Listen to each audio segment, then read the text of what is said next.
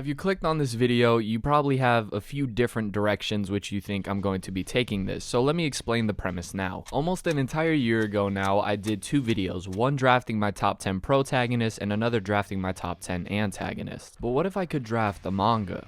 Now, you might be wondering, what in the world do I mean by that? What if I could draft a mangaka, and maybe also give him an artist, or if the mangaka is good enough at drawing himself, then that's all I'd need, and then give that mangaka a premise to work with. However, the more and more I thought about this video, and upon now recording it, I realized that it's a little tricky, because there's different demographics, different genres entirely, so we could actually make this a series. So in a future video, if you want to see me go for a giant big hit series, a battle shonen, something like that, then that'd be cool. But for this video, I want to do a seinen. I also do want to clarify that I spent a good amount of time really thinking about this, because reading a manga and talking about one versus actually having to make one entirely yourself are two completely different animals. And whilst although I'm not creating one entirely myself with this video, I do still have to kind of come up with an idea that works. But luckily, that's why I'm drafting a mangaka and this time an artist. Now, I could get somebody like Kentaro Miura, Inoue, which I really do appreciate as mangakas, both of them creating incredible series, Miura having my #1 manga of all time, and Inoue having 3 manga that are either within or just barely outside my top 10. However, if I am kind of creating my dream manga, what kind of psychopath would also have a dream manga that is on hiatus? I already have plenty of series in real life that do that. My condolences to my fellow Berserk fans, to Gray Man fans, Vagabond fans, and Hunter x Hunter fans. Oh, and Made in Abyss. So who would I choose as a writer? If I can't choose Miura, or I'm not gonna go with Inoue, who again I both think are amazing, who exactly am I gonna pick that I know guaranteed will give me an amazing story and has proved it time and time again? This one should be pretty easy, as I've done an entire video on his works, and that is Urasawa. Yeah, it's definitely no secret at this point that Urasawa was held in high regard by me. Monster for me is a top 5 series of all time. 20th Century Boys is up there. Pluto for me is an extremely underappreciated work that I actually think is one of his best. And he also has another series like Billy Bat. He also had one called Master Keaton. Yeah, Urasawa knows what he's doing. However, there is a common theme with the majority of his stories. There is something that he does specialize in, and that's mystery. Urasawa's a genius of either using historical moments or characters that we're familiar with, concepts that we're familiar with, and turning them into murder mysteries. Often being able to incorporate a story within a story like he does with Monster and Billy Bat, and he's also able to use just so many different characters and intertwine them all into this grand narrative. Look, you definitely got some bragging rights when you create that many good series, with arguably the greatest antagonist ever with Johan, another arguably best with Friend, and also arguably the greatest side character ever in Grimmer. He's also shown to do this with characters that he himself hasn't created, but if not, he's reinterpreting with Pluto, and he's shown he's been able to do it whether 200 chapter long stories or a 60 chapter story. Point is, there are a lot of great mangaka out there, and I'm not going to blame you for any one you choose, but it should be understandable why I'm going with Urasawa here. Now, I do want to say this as well. Urasawa's artwork is not bad by any stretch of the imagination. He has a very unique style that's extremely distinguishable, and he does things well. But what if he could focus solely on the storytelling and collaborate with an artist? Now, as I said earlier, sadly I can't pick Miura and Inoue, not only because of the hiatus thing and them liking to take their time, but I don't know how it would work well with Inoue and Miura not also being able to have control of their own story. I don't know exactly how it would work out. Now, there is a lot of amazing artists out there. We've even seen Urasawa do a series where he talks to other mangakas, Asano being one of them, and even though I completely respect Asano's artwork, and I think him and Urasawa would definitely mesh well, with the premise that I already have in mind, I don't really think Asano would be entirely ideal, as again, just like Miura and Inoue, I think he's much better when he is hands-on on his story, as we've seen. So, I want to give him an artist that I know for sure is capable of taking things that aren't his own and still drawing them, somebody who's worked more as an illustrator. Being able to draw other characters and make them look better while still sticking to the original design and what attracts us about that character's design in the first place. Somebody who's able to take,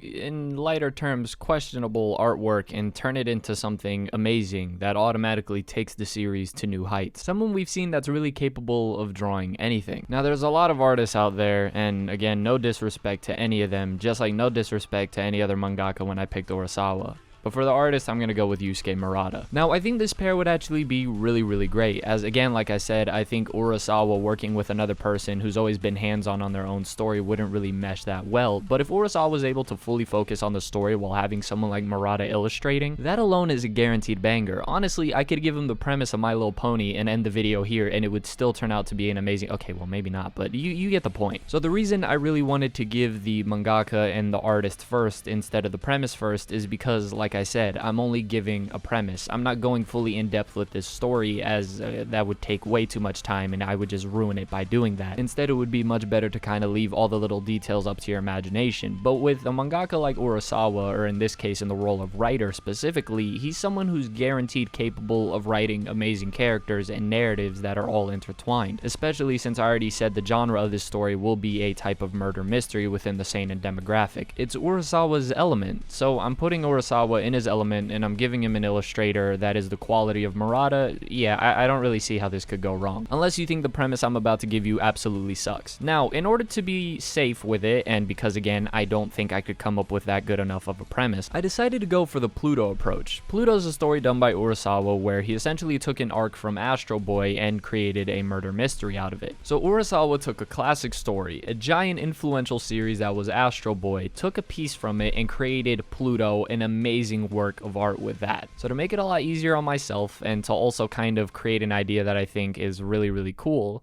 what if we gave Urasawa another classic manga? A manga that was so influential and controversial, it kind of changed the landscape of anime and manga forever, inspiring some of the greatest works that would come after it, and is arguably the reason there was the shonen seinen split. I think some of you know where I'm going with this. You see, by doing this, I'm doing a two birds with one stone, as with Urasawa on the pen, unless he takes all sorts of types of drugs, this story on a writing level, I'm already pretty confident in fact, very confident in. But by giving him this story to work with, I think the marketability aspect of it is taken care of. Now, of course, I don't expect it to sell on some sort of Demon Slayer level, that would be ridiculous, but I do think it would pique a lot of people's interest. So if you haven't guessed it by now, the story that I'm giving Urasawa to work with is the image in the thumbnail, and that's Devilman. Now, you might be thinking to yourself, okay, so what, Urasawa's just gonna do a remastered? No, that's not it. Instead, what if Urasawa was able to take the story of Devilman, but flip it on its head completely? Instead of Devilman being the protagonist, he now becomes the antagonist of the story, serving the role that Johan does in Monster, Friend does in 20th Century Boys, and Pluto does in, well, Pluto. This is where Urasawa would have his creative freedoms to draw in all these new characters that would play a part into this. In fact, I think our protagonist would serve along the role of a detective, somebody who's trying to figure out and investigate the murders and the existence of this so-called Devilman. So the story won't stick entirely to the original, as it's going to be done from a different perspective entirely, but the way that the story ends is going to be true to the Devilman manga, although it will be a lot more fleshed out, stretched out, and again, turned into a murder mystery. Now, before I continue along with the premise and some of the ideas I would have for it quickly as like a rough outline, just imagine Devilman re-illustrated by Murata. We've seen the way he's drawn Garu from One Punch Man and the techniques he's able to show there. You cannot tell me Murata redrawing Devilman would not be perfect. Now, for a 70s manga, Devilman's artwork did inspire some of the most amazing manga that come after. In fact, some of Berserk's panels have taken inspiration from Devilman.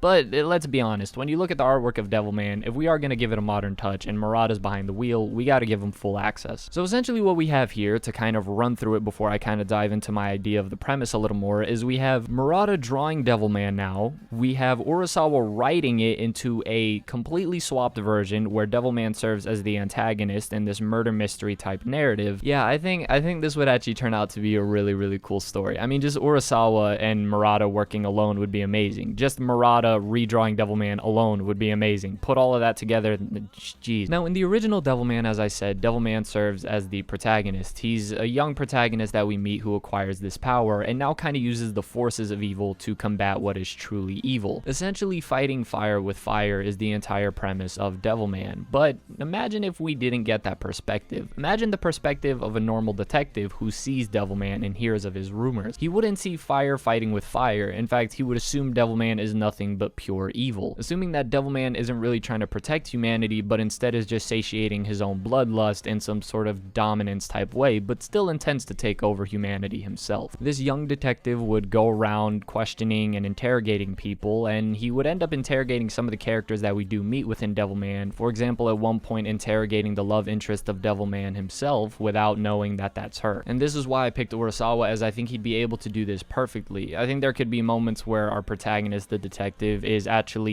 interviewing, or well, I should say interrogating Devilman himself, Akira, without knowing that that's Devilman. He would also eventually encounter Rio and all of that, and so I think it would be really cool to see this detective kind of throwing himself in the midst of all these forces he doesn't really understand. And so as the story goes along, and for Murata to kind of showcase his abilities more and more, the story would slowly shift from the young detective's perspective to Devilman's perspective as he slowly begins to realize, oh wait, what if Devilman truly isn't the bad guy? Kind of similar to the whole Geis and Astro thing in Pluto. This kind of transitioning and passing on to the torch. And with this, I think a lot of good themes could be tackled. What is truly moral? What is evil and what is good? The image of evil versus the image of good. Not judging things at face value, the idea of love and hatred, all the things that we would get from not only the detective's character, but Devilman's character himself, and also Rio, the true antagonist of the story. And of course, sticking true to Devilman's style, it would still be extremely gory, dark, and tragic. I think sticking true to the actual ending that it had, but in fact, even in this ending, the detective himself would end up being killed in the mess as well, pushing Akira even further into the darkness. So I think with that kind of outline premise, with Urasawa writing behind it and Murata illustrating it, I think it could really do wonders. Now, of course, this story is kind of woven to my personal taste, duh, but nonetheless, I think you guys could give me your thoughts down in the comment section below, what you think, and maybe some ideas that you might have. Hopefully you enjoyed this video, and if you are new to the channel, make sure you like, comment, subscribe, and turn on the bell notifications. That way you're notified whenever a new video pops up on some of your favorite anime, manga, or whatever content. As always, this has been The Masked Man. Hope everyone has a blessed rest of the day, and peace.